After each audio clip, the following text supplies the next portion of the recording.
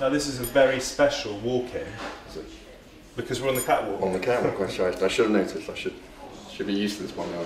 Do you think you could possibly model the clock? I can on the catwalk. The 5-minute clock. After you, I feel very privileged now. Not too quickly.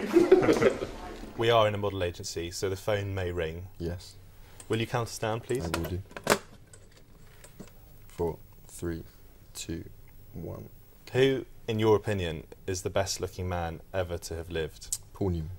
Do you ever look at another man and think, wow, I wish I looked like him? Yes, Paul Newman. Do you ever get jealous of other people's looks? Do you ever feel insecure? Yeah, of course, absolutely. I think everyone does. What do you like best about the way you look?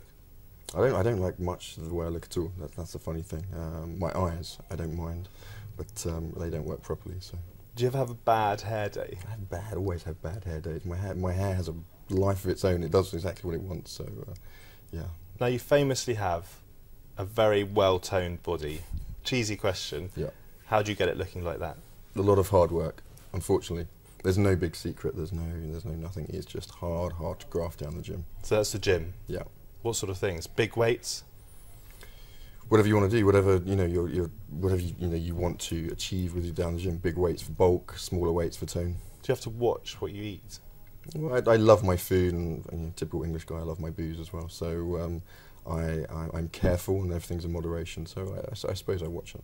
How hard is the actual modelling bit, the looking down the lens?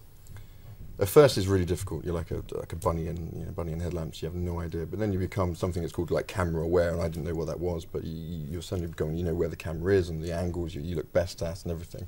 And that's just experience of years and years of doing it. Does it ever get boring hanging around on shoots? Yeah, I mean, you spend 75% of the time hanging around in hotel rooms, in airports, on planes, on shoots. So that becomes, and you're basically on your own all the time. So yeah. Do you feel frustrated that you're called often a male model rather than just a model?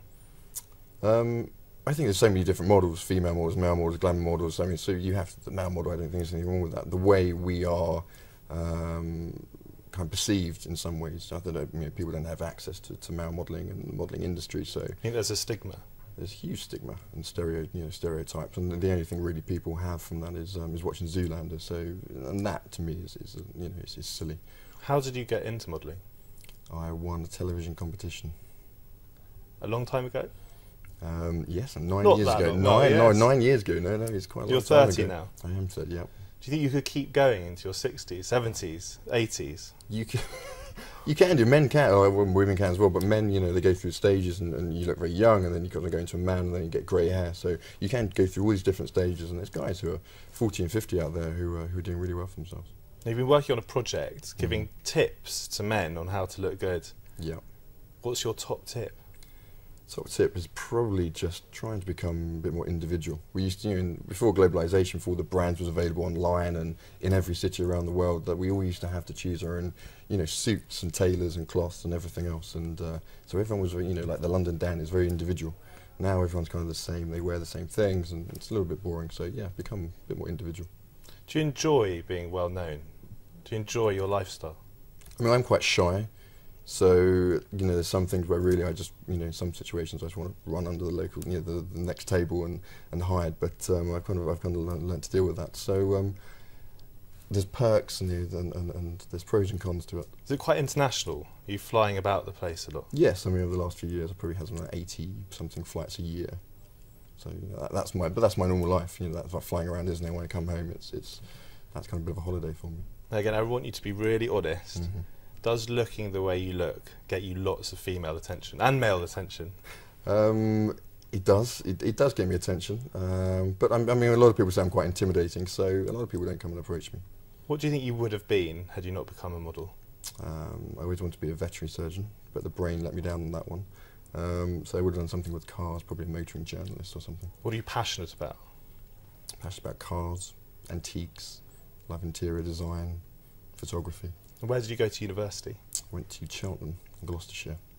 Now, can you tell me a little story about why you like Robin Redbreast, the bird? I don't know where this came from. That's Robin Redbreast. I must have said it in another interview or something. But it was basically someone said to me, and a few years ago I had a lot of bereavements in my family, and they said that people reincarnate and they come back as Robins and they look after you. And one Christmas when I was on my own, my grandparents just died and there were 2 Robins sitting there on the Christmas morning, and I just thought how kind of apt it was.